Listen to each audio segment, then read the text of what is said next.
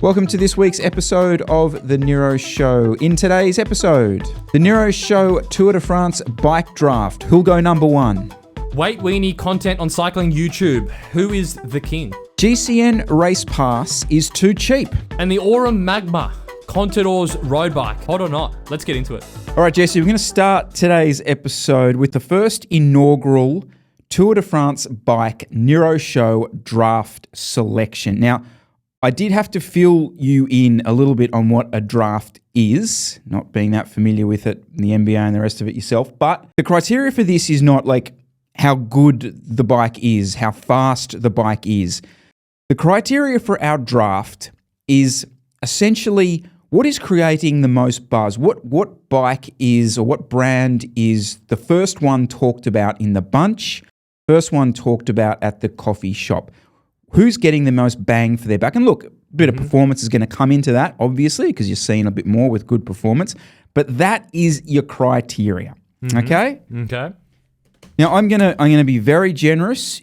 In the first inaugural draft, you have been handed the first selection. The first pick in the 2023 draft, Jesse Coyle. You choose the... What an honour, by the way. Can I just say I'd like to thank my friends and family coming this far, and my first pick is, it's got to be the Trek Madone.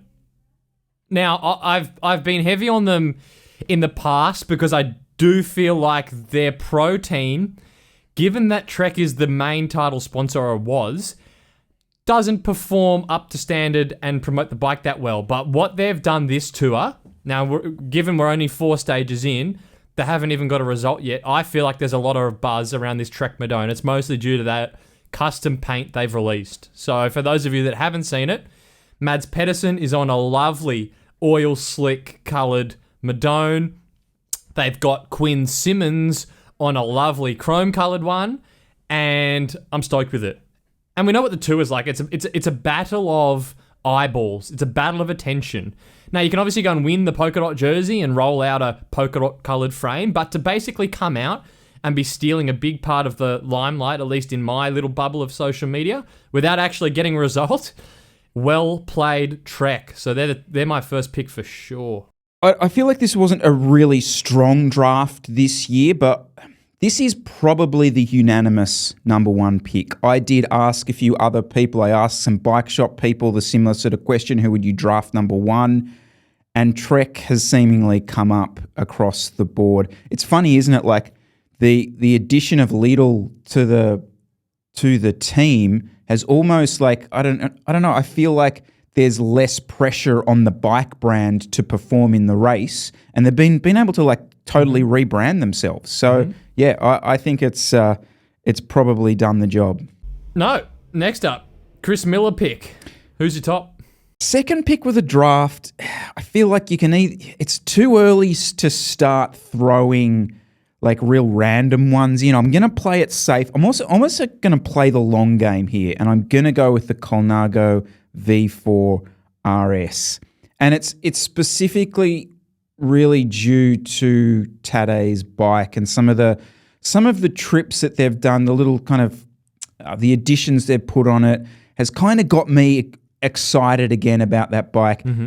The carbon tie chain rings, I'm almost fascinated by this because I feel like it's a risky move.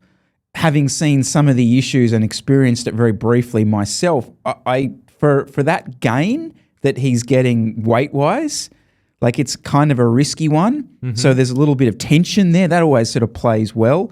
And the other thing that cuts through there with me was he's running 32 mil tyres, or 32 mil rear, and a 28-ish mil front. That actually blew my mind, that a guy who's trying to win the Tour de France, not do a really comfortable bike ride to the coffee shop, is running that sort of tyre width.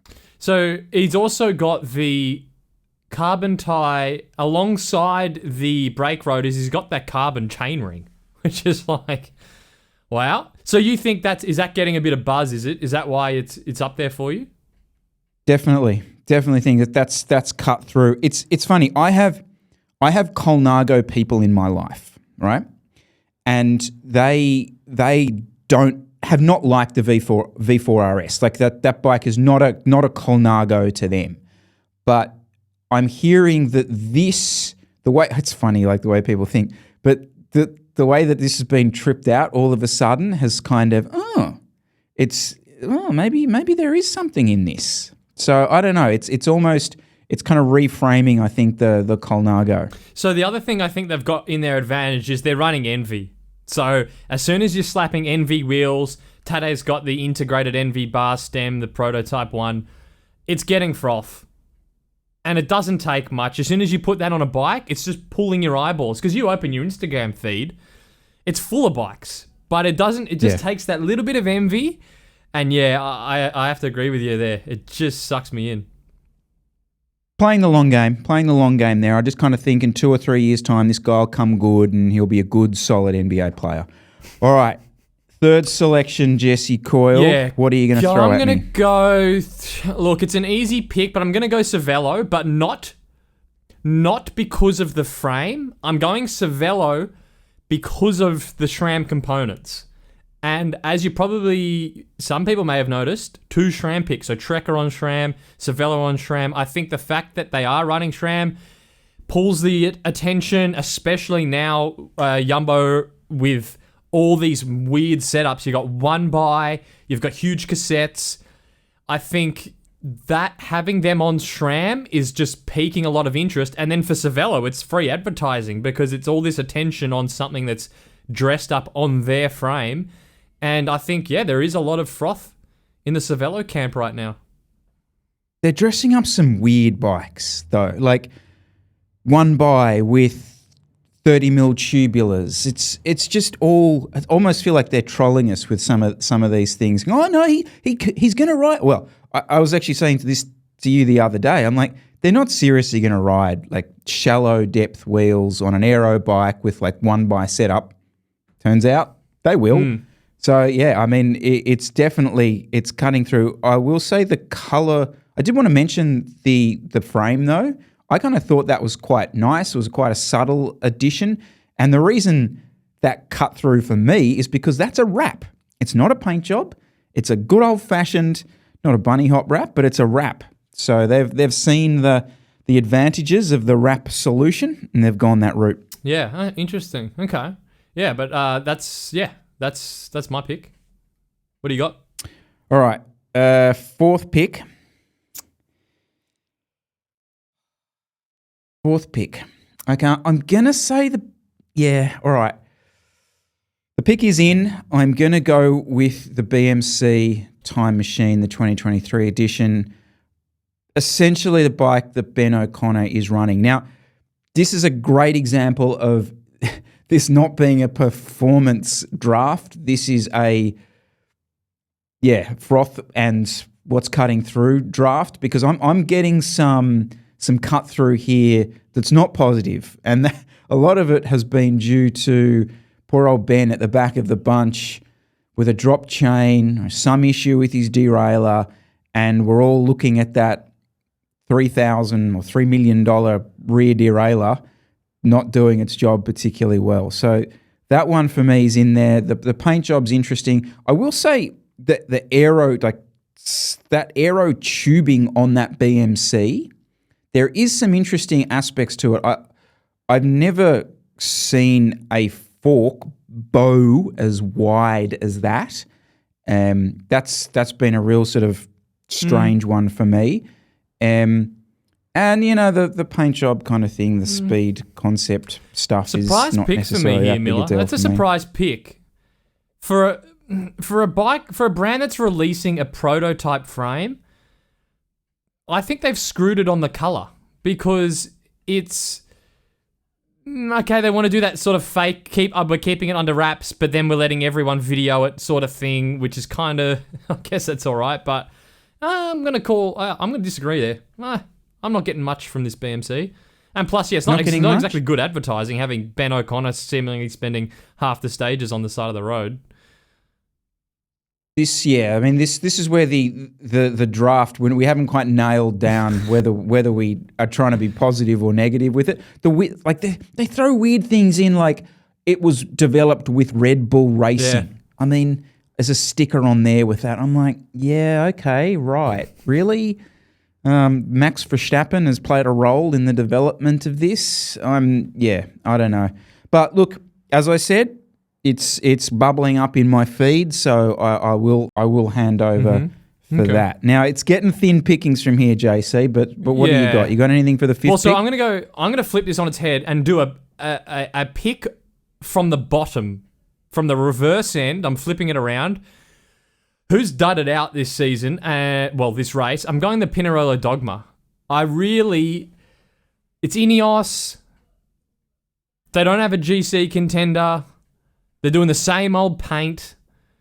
It's not cutting through. I don't care about that Dogma anymore. And I think Pinerolo are just flopping this tour. I haven't seen anything that's made me interested in it. Like, it's the first time in years I haven't looked at a Dogma outside the Ineos bus and gone, yeah, that's legit. Like, I mean, yeah, it's I don't know whether it's the colorway. I did notice that Egan Bernal, they've put some custom paint on his bike, which was a yellow line and a pink line. It's like, wow, you really didn't hold back there, guys. I think it is the paint, because as well, if a video pops up on my YouTube feed, first look, or Ineos Grenadiers team bike for the tour, I'm probably not clicking it. It's just not interesting me. And for such a big brand that has such a frothy, I will say, product, not cutting through for me. So big F. I'm going to go with the sixth pick, and I am going to say the Look 795 Blade RS, just because I don't think they could have hoped for anything better. I mean, it's a brand that isn't. Well, actually, maybe it is, because I did notice with the GCN video that Simon did, where he was talking about some of these bikes, and he did a long piece on the Look, and I noticed in the comments, which I rarely do, I go and have a look at GCN comment section, and I would say every third comment was, "Wow, look at that Look! Wow, look at that Look!" So it was clearly getting some buzz there, and then what was it? Stage 3 or stage 2? No, stage 3. Victor did a lovely job getting off the front there and making sure it got some rep there, because let's be honest, Confitas could have continued its 15 years of irrelevance and we never would have seen it in anything other than a photo next to the bus. So the other thing is, I think they got a bit of attention at Eurobike too. Did you see any of that? It kind of started at Eurobike. Yeah, I think it was launched at Eurobike. Yeah, started at Eurobike, carried now a bit of momentum into the tour, and I agree. Just on Victor Lefebvre's stage win, the problem is when you attack from a kilometre out inside the barriers, even if you win, no one sees the bike. So he could have been on anything. You need that side-on shot at the Tour de France of you on your bike, and it will sell. That late attack, as good as it is for the win, it's probably not moving frames because you need that side-on shot. So, yeah. You need the side-on angle. Yeah, no, fair call.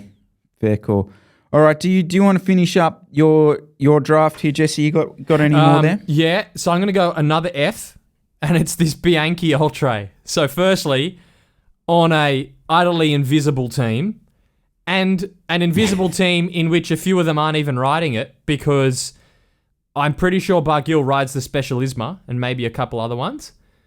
And the other thing they've done is they've seemingly paid the Tour de France a licensing fee to be the official bike product of the Tour de France, so they can do this custom painted frame, and they're selling 136 units or something of these custom frames. And how much would they have paid to use the Tour de France? We could imagine the sort of fees that the Tour de France would charge to do that. What's it actually doing? I mean, all I've seen about that was a Cycling Weekly article.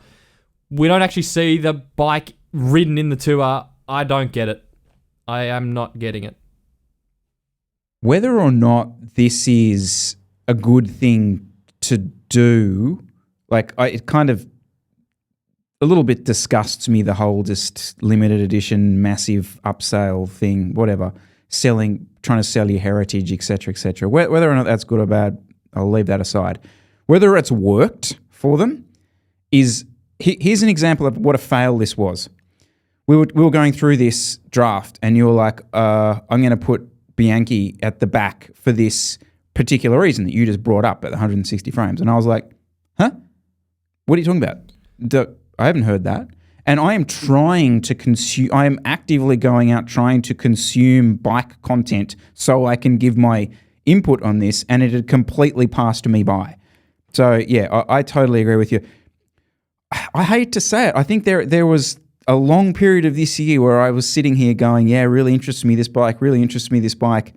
I don't know whether it's Archaea doing this to me or what, but I tell you, it's waning. It's seriously waning. It's just not that good a paint job either, I'm sorry. Like, when you look at the Trek Madone one, and you can, because they're all competing in that space then, and this just doesn't cut through the Tour de, I think putting the Tour de France logo on the frame is really tacky, even though it was probably really expensive to do, and big, not liking it. I mean, they're very generous. So if you spend the 15,500 euro on the bike, they're throwing in 2 wheel bags and a saddle cover. So big giveaways there. Oh, sorry. Other thing with the Bianchi frame, on the down tube, on the non-drive side, it doesn't even have a Bianchi logo. It says Reparto Corsa. Oh, because it says that Reporto. Yeah, so that's their in-house brand of. I don't know. I used to think that's what they called their saddles and their wheels. That was their in-house brand. But what's the point? So it means almost half your photos at the Tour de France don't even have the name of your bike on it. I don't get it.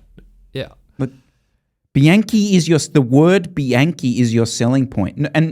And so is the color, Celeste. Like, what are you doing, guys? Like, lean as far into that as possible. Yeah. All right, I'm going to finish my selections up with the Dare. It's the aero bike. It rolls off the tongue. It's not the V4 RS, it's the VSRU. VSRU. Now, not because I don't think this is a good bike, but just because this bike is... I'm disappointed with how invisible it's been so far, because what an opportunity for this bike brand. It's a Taiwanese bike brand. I actually think it's a direct-to-consumer bike brand, like one of the first probably that's been at the Tour. So massive opportunity for them, and I was looking forward to seeing what they would do around this. We'd see some interesting, maybe some colorways on the bike, maybe even mention it on your website that you're at the Tour de France, potentially. Could be interesting. But again, I just feel like this, unless Christoph's going to come out and smash a wet sprint stage win later on in the Tour, I just feel like it's going to be an invisible performance for them. And that kind of disappoints me. Like, I was excited to see these guys there. Yeah, so was I. And it's a shame because the frame itself is really interesting. I looked at it and it's got some unique features. I'm keen to know more about it. But you go on YouTube and you search Dare VSRU, all it is a couple of 1-minute promo reels on their official channel, and that's pretty much it. So no one's actually done an overview. It would be pretty simple to do. Get Christoph for one of the English native speakers to do a 5-minute, here's my bike, here are the features, that sort of thing. It wouldn't be hard, so it's a shame. They just seem to be missing the sort of opportunity there for exposure. And the frame's all black. I mean, come on. Yeah. Look at your team. They're all orange and red kit. You could do something amazing with the color.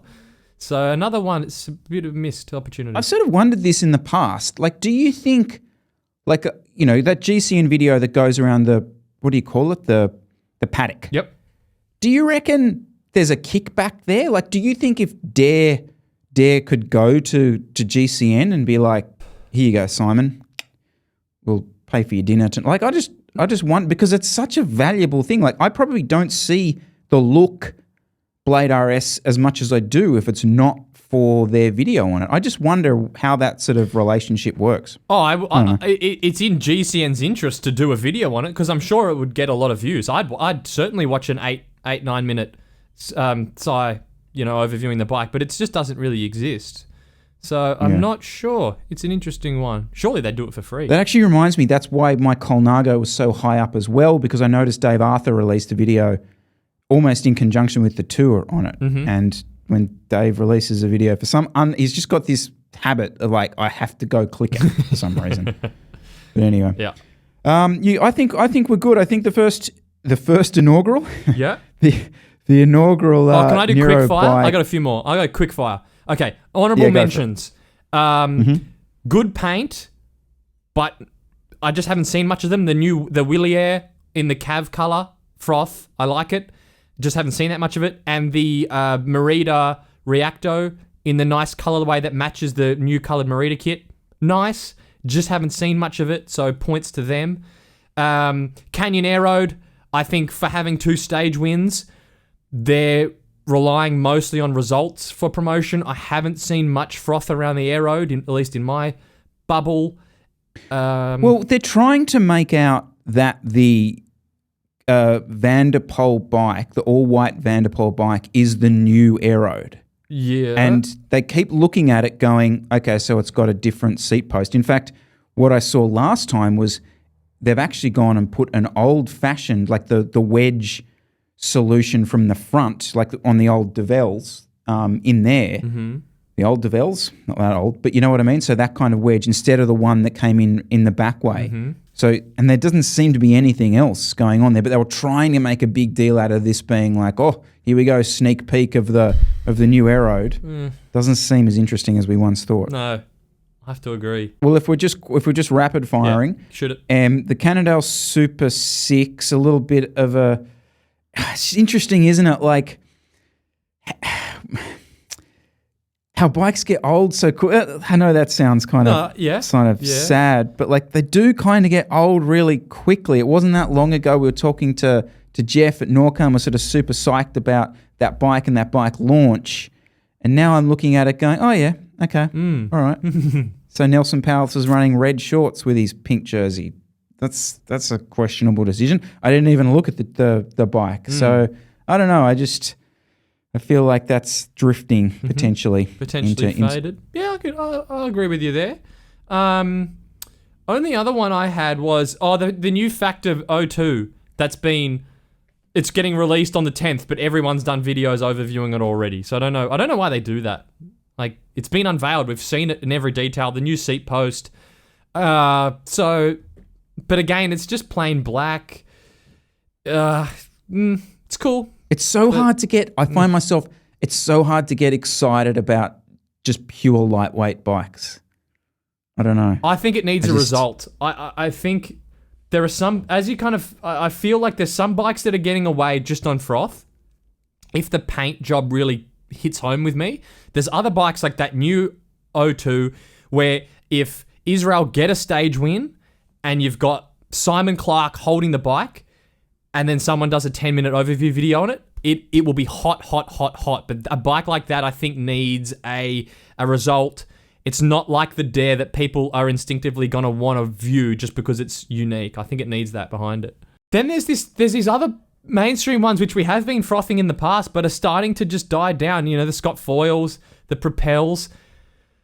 The problem with cycling, it moves so quick. I'm already getting kind of bored of that Jayco colour scheme Propel. The Foil, it's starting to lose its luster a bit. I don't know if you agree. Well, it's kind of what I was saying about the Cannondale. I mean, it's almost like with some of these bikes or these bike brands, they almost benefit from moving from team to team because at least then it gives them a chance, an opportunity to change up the colorway, the look. Like if you saw Giant move to Ineos or something like that, it would be an opportunity to totally rebrand and change the look of it. So, I realize it's a total a stitch up for them. And I don't really know how much it moves the needle. So I just wanted to ask you, have you seen the green jersey recently? No. So for some reason, they decided to make the green invisible. So you can now not see the green jersey anyway. I think it is actually that minty color that is the bike that the Bianchis are. But it's turned into this really kind of muted color that just drifts back into the peloton. I think, was it Yates was running it the other day. That's who it was. That's what I remember seeing in it. But it didn't pop. You're kind of looking at him going, what's that jersey? Like, has he got some jacket on? It's strange because the yellow jersey and the green jersey used to, instinctively you look at them and they were, I'm part colorblind, so it's going to be good. But they were the same tone. It was just the same tone of green and yellow. So it was instinctively, bang, that's the green jersey at the tour, that's the yellow jersey at the tour. This is on a different the yellow jersey still pops, and then there's this kind of duller green to my eyes. Anyway, shame. I feel like Map have designed it or something like that. It's got very earthy tones Pantone about colours it all or of a whatever they sudden. call them. Yeah. Okay, that's it. Draft is done. Our tour chat. Well, we'll see. Might be done for the moment. But guys, let us know your thoughts, your draft on the bikes and the brands that have popped so far this year's tour. Who is the king of the weight weenies on YouTube, Jesse Coyle, in your world? King of the weight weenies. One comes to mind. To me, it's Phil Gaiman. He's old school. He had the Factor 02. He was doing the hill climbs. He was chopping the handlebars, running one brake. That era from 3 years ago, I think, 2-3 years ago, he was top of my weight weenie list. I think as well, Ed Laverick, when he was doing his hill climb stuff, was a bit of a weight weenie, stands out. And then as a one-off, back when cycling tips were relevant and made video content, the Ronan McLaughlin, when he broke the Everesting world record, and they did that video overviewing his bike, and he had the fairing on the front. I think it was a TCR, a giant TCR actually. He stands out as well as a real weight weenie tech head. So probably those three, if I had to say. I am fascinated that that's where you took this. Oh. That is... So I did have a person in mind, and I had not even considered the people that you just said. So in my world, the king of the weight weenies is Rides of Japan. I don't know his name. Rides of It's sad. Japan. I don't know his name. Okay. You've never... Okay. So, yeah. So he makes this... He's not a... Like he's not... I hear where you've taken that, which is like essentially elite racers trimming their bikes to win races or take Strava segments. Like Rides is doing it, I think, because he has a mental problem, really, which I feel like most weight weenies who are proper weight weenies will admit to having some kind of... It's a disease. It clearly is a disease. Like, I don't know if you pulled his page up there, JC. Yeah, but I'm on it now. Yeah. Okay. No, I did see. Now I look at his videos. So he must get recommended to me, but it's not really my vibe, so I don't watch him that often. But it rings a bell. So he's got here. I watched the most recent one, the Bottle Wars. I didn't realize that was him. So it was the best edited cycling YouTube video I've ever seen, and it's weighing drink bottles. Okay. Yep. And he's done here. Same Varia radar, but 25 grams lighter. So weight weanieing your Varia radar. Fair enough. Sub 6.6 kilo titanium climber's dream. Like he's doing most of this stuff just as a pure. And I think his like personality is what the weight weenie really is, which is this quest not only for like low weight, but it brings with it like this it's like a nirvana. I feel that they're all chasing, and it's impossible to eventually get there because you're never going to have 0 kilo bike. But it's nowhere to go. But the reason I maybe brought him up. Go on, sorry. He seems a lot like he seems like a brother of Trace Velo. They've just gone down different paths, but they're cut from the same cloth. Yes. He was the brother who was up in the attic that they didn't let out, and yeah. So the other thing here, Rides of Japan rides an Aurum Magma, which is kind of interesting because I've seen them around in Australia. I've seen them in Sydney. They definitely distribute here. And this is a bike which I don't understand because we have these discussions all the time and we see it in the comments of people saying these bike brands are taking the piss, the prices are crazy and blah, blah, blah. And sometimes I go back and forth. I see like a $20,000 bike and I think, oh, that is overpriced. And then I see other stuff and I go, well, by the time it's gone through a distributor and yada, yada, yada, maybe the margins aren't huge. And we've heard that when you did that interview with the Chapter 2 guy, Mike Pride, and he was saying, look, the margins aren't huge by the time you go through the chain. So taking his word for that, I flip-flop back and forth. But to me, this Aurum Magma, which is the Contador bike brand, they're ridden by a pro team, is the definition of they're just taking the piss. Because if you actually look at the frame, it looks like a carbon frame you would have bought on AliExpress 5 years ago. It doesn't have drop seat stays. It doesn't really have any aero tubing. It's basically just a traditional geometry, mostly round tubed, generic carbon bike.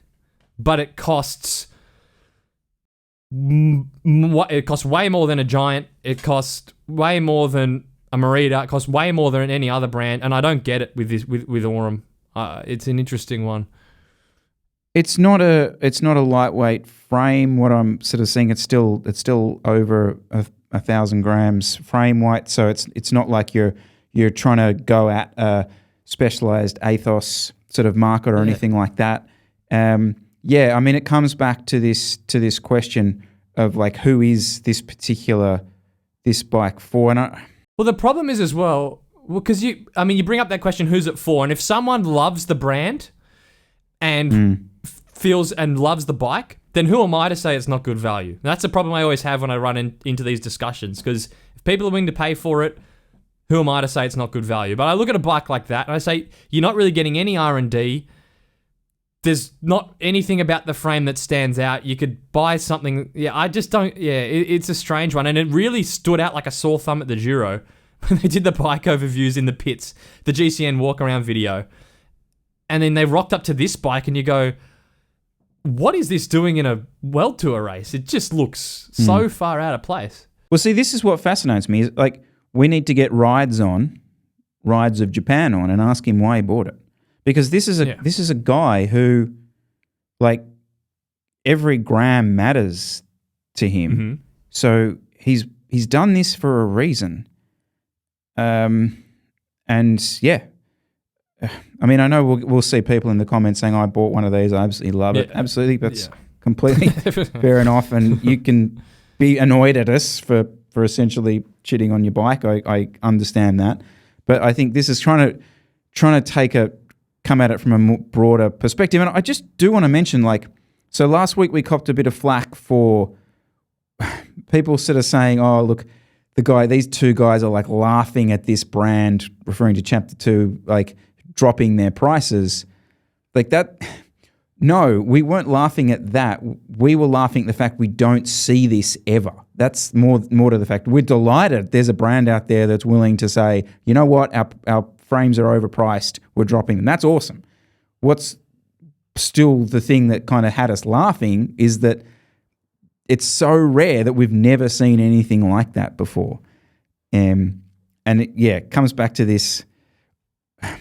Was that potentially the beginning of the industry looking at itself going, we're overpriced here, guys, maybe we need to take things down? Mm-hmm. On the back of that, I mean, I look at this bike and I say, geez, if they cut $1,000 US off the price, wouldn't surprise me, because I don't really see what's in it here. I mean, I'm on their page. They say aerodynamics faster by design. You used to have to split between light and aero. We've combined the two to make the Magma a faster bike. What about this frame is aero? I mean, this is where I start to go, you actually are taking the piss a bit, because there's nothing about this frame that's aero. It doesn't, like, you know what I mean? So I think it's, maybe that's where I'm kind of getting at, is when you get these bikes that make these claims and price it according to that, but I can't see it. I start to question it. It's an interesting page, this Aurum page. But they haven't even said, so that's the thing, they haven't even said how. It just says aerodynamics are important. What is, yeah, okay. But, okay, hold on, read more. It's got NACA airfoils. Right. But isn't that how every frame is shaped now? They always have the back end of the tubes cut off. So let us know down below, guys, who is the king of the weight weenies on YouTube? Who have we missed? And the Aurum, is it aero? Or do you need actual wind tunnel statistics to believe it? JC, have you seen the new BONTs? No. Give me 1 second. While you got a moment there, go and have a look at the new BONTs, because I have a take on these that there's a similarity to these shoes from something that I'm on the quite page familiar now. with. I don't like where you're going, but go. I know what you're gonna. I already know what you're gonna say because. Okay, go. Yep. All right. So I believe that we are looking at the Nimbles in a rebranded, repurposed. You're absolutely drinking the Kool-Aid. The Nimbles. Oh wow! Were a Disagree. rip-off of the BONT. Okay. The BONT's been around for bloody forever. And the BONT is the first... They're the shoe... So for those that haven't ridden BONTs, BONT is basically a shell of carbon that wraps all the way up around the side. Your foot sits in this shell of carbon, and then it's just a upper over the top. That's a BONT. That has been around for 15 years probably now, and the Nimble is a rip-off of a BONT. So to say the BONT's a rip-off of a Nimble, you are absolutely losing your marbles. All right. So I will give you that there was some similarity, as I think there's some other brands out. There's some similarity in the sole across the original BONT and the current Nimbles. Now, what the big difference was that the BONT upper was essentially a ski boot. It was so stiff and it was flat. It had no curvature to it. It was, and you know this from riding them, like you would look down when you're riding a BONT and it was like you had flippers on. They're just these two paddles down there because they're so flat. Now, I have a particularly bony, curved foot, so yeah, you could get a bit of power out, but after about 40 minutes, the tops of your feet were in agony. Enter the Nimble, curved over the top, soft leather upper with that nice stiff Bonty sole. I'll give you that, but that was enough. Now the new BONT is just like, I'm sorry, but that is straight out of the Nimble factory. I don't know how you can claim this. The vapors. I'm referring to the vapors. This is sickening to me. I want to see patents. I want to see patent law enforced on this. Look, I'll give you credit. Okay. The Nimble was a twist on the BONT, and now the new Vapor is a twist on the Nimble. But that was already a twist of a BONT. So it's like a second-hand twist on itself. So I still can't give you that. But the price, Okay. I mean, All right. well, how much do Nimbles go for? This is $6. It's been a while since I bought a new pair of shoes because I've been riding the Rafa shoes, which are fantastic, and I got 3 pairs, so I'm not looking to change anytime soon. But these are 650 Aussie. You're creeping up. Even the new Shimano S-Fires are over 500. Yeah, okay. Like, it's, Shimano's kind of the median for, it's a bloody expensive shoe. Like, it's a premium shoe. But yeah, it's creeping into we could be at the $1,000 mark In not at long. some point. Duran Rider will like that. He likes his footwear. He'll be pleased. Okay. No, they do look like a Nimble. I'm going to give you that. They have actually, because they've got they have the double boa and they've left the front of it exposed. Yeah, okay. Can I ask you another one? I'm just randomly firing questions. I've got so many right? tabs open now. Yeah, let's go. GCN Race Pass is too cheap. So hear me out, all right? So 70, I renewed this week, $70. Did you use a Lanterne Rouge code for your discount? Well, see, that's a good question because as a renewer, I don't think I get to. I think Patrick, correct us down below, but I would happily disconnect and reconnect. I think mine because mine's through like a Apple Pay or a Google Play thing. I think it ticks over. Yeah, that's what I mean. Mine ticked over. Mine ticked over this week. Does the code give you a discount? Does that give us a discount if we were to use it? On a refresh? I don't think so. I'm pretty sure it'll be new subscribers. Yeah. No, but when you're new, the code he has is to give a discount, not just to acknowledge that it's going through him, right? There's like a 10% off or 20% off. Correct. It's like 15% off or something. Yeah. Oh, that's kind of annoying. Yeah. You took me off topic, but I'm going to get there in the end. Yep. So that's $70. In 2 months, I'll be renewing my NBA Game Pass, and that's $360. A month after that, I'll potentially be renewing my NFL Game Pass, and that's even more. That's closer to $400. Your wife must love you, Jesus. This is streaming life. Streaming life. So they're my 3 streaming services. Okay. And the one I watch the most is the cheapest, but the app itself is horrendous. I find it's very buggy, and the Apple TV version, which is the one that I want to be the best, is the worst and the buggiest. So I'm just going to throw that one at you. Mm-hmm. $70, too cheap. We bump it up. We improve the whole thing. No, okay. First off, with the NBA pass, does that give you every NBA game? Every NBA game. Here's your problem.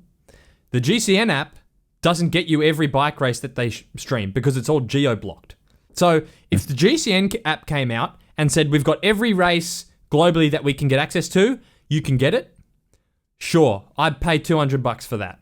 But it doesn't have that. It doesn't have the big races. So even though I actually quite like the GCN, the actual app, I'd prefer to watch it through there. You get your consistent commentary team for every race. You just get used to it. I would use it for that, but it doesn't. So it would be like paying for the NBA pass and then a third of the games aren't on there. I mean, dreaming. So that's a very good point. Yeah, and a lot of the races in there are just like backwards things that no one's going to watch anyway. No offense to the, the point ones and the point twos, but they're not pulling views. So that's my take. I wonder whether by increasing the cost of it, they could generate more revenue and therefore be able to do more sharing arrangements or exclusive sharing arrangements with some of those big races that we can't do. Because like you said, so much gets geo-blocked, especially for us, that I'm assuming it just comes down to money, that there's a higher bidder for some of those events. Like we can't get things like, I think it was like there's a strange collection of spring classics like Gent Wegelgem that appear on that other streaming thing.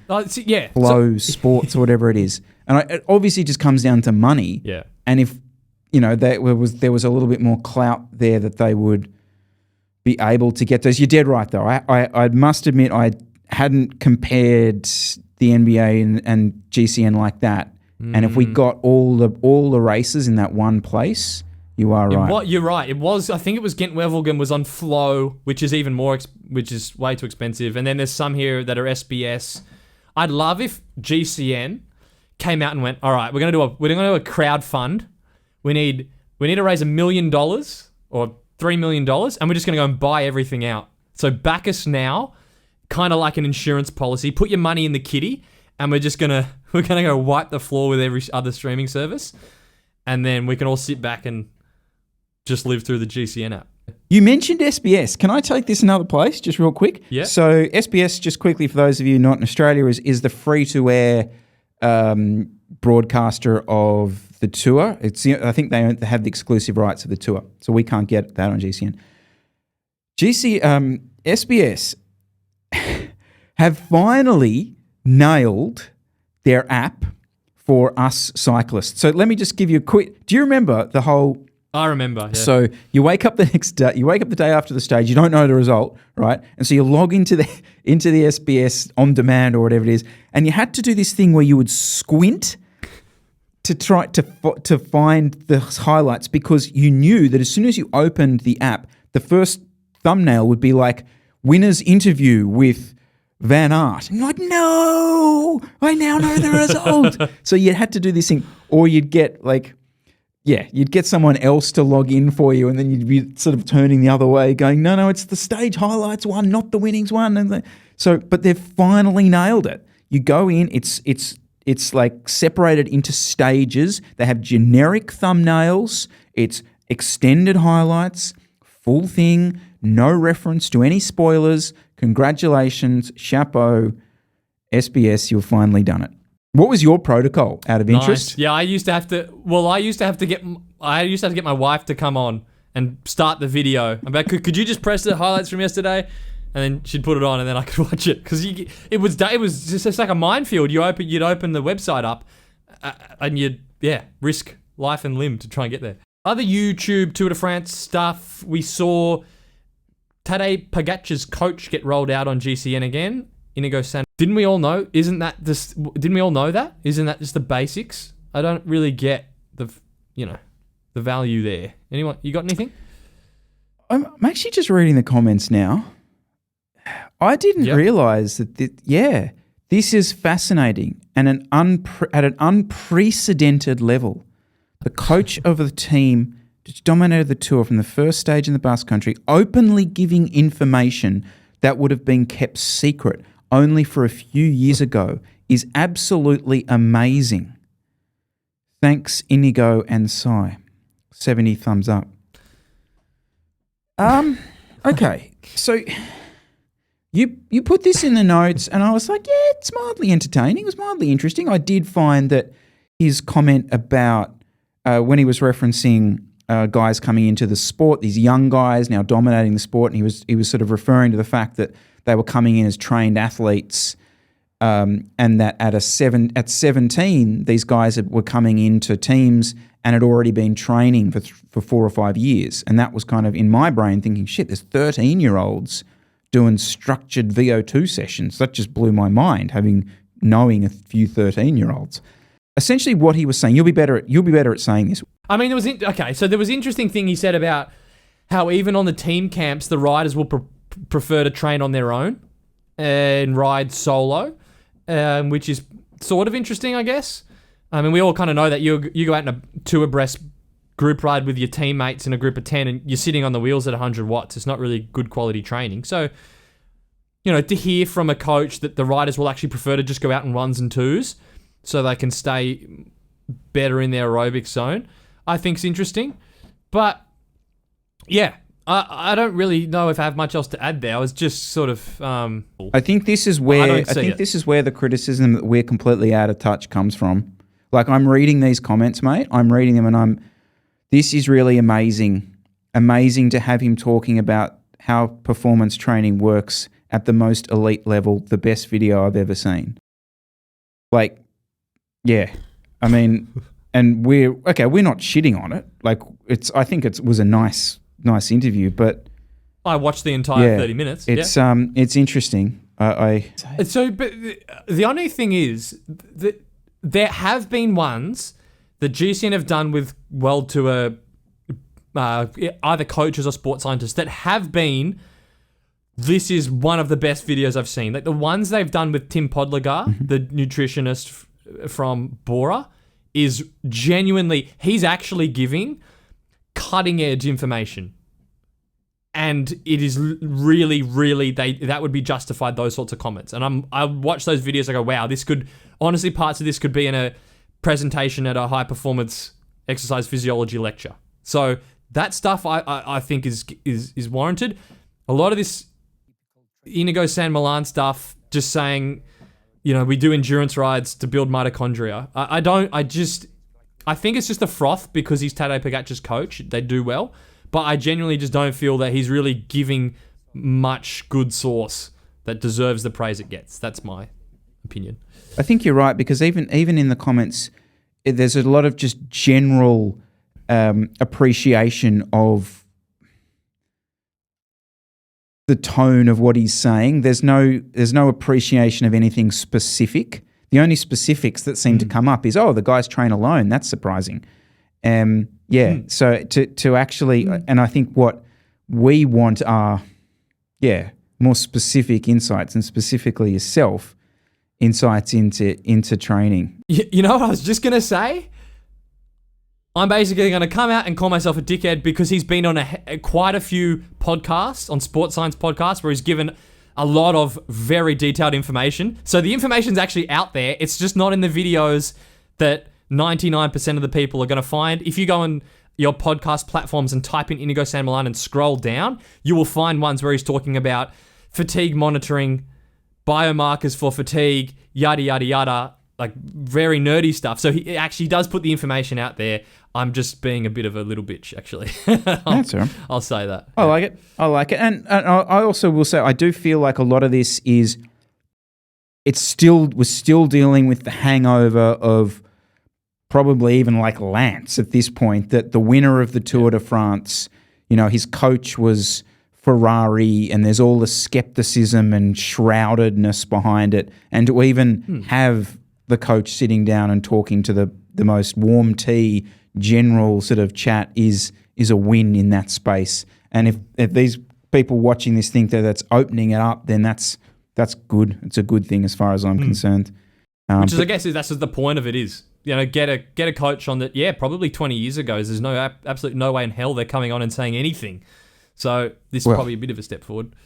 And what they would be able to say would potentially have been illegal. I think an example of it done, I would say probably to a better level, is the interview Lantern Rouge did with the high performance manager from Jumbo Visma. That was good. Where started off surface level, there was definitely some surface level stuff, but then Lantern did push to another level, and sorry, I forgot his name, but he answered pretty well. So I think that was a high value conversation that probably would be deserving of those types of comments that GCN one got. So I'll just add that in. Yeah, I'll link that one down below. Actually, that was a really good chat. I enjoyed that one. All right, let us know down below, guys. Should we be reaching out? Should the man himself be on here? Can Jesse? I would be so irrelevant in that chat. I would offer absolutely nothing. I could talk Zone 2 with him, but that would be about it. All right, thanks so much for watching this week, guys. Make sure to share this video on to any one of your mates who might be interested in this. Jesse Cole, thanks for your time. Thanks, guys. We'll see you next week.